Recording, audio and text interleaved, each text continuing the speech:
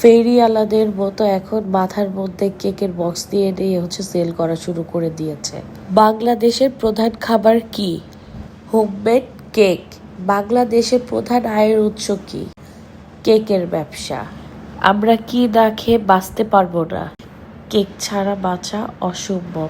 দরকার হলে ভাত পানি সবকিছুই ছেড়ে দিব, কিন্তু কেক খাওয়া ছাড়া যাবে না। 1M নজেল দিয়ে কেকের উপর একটু ফুল তৈরি করতে পারলেই কেক বেচা শুরু করে দিবে। কেকের গায়ে একটু ক্রিম পাকতে পারলে কেক বেচা শুরু করে দিবে। ভাই, আপনারা এইবার একটু থামেন।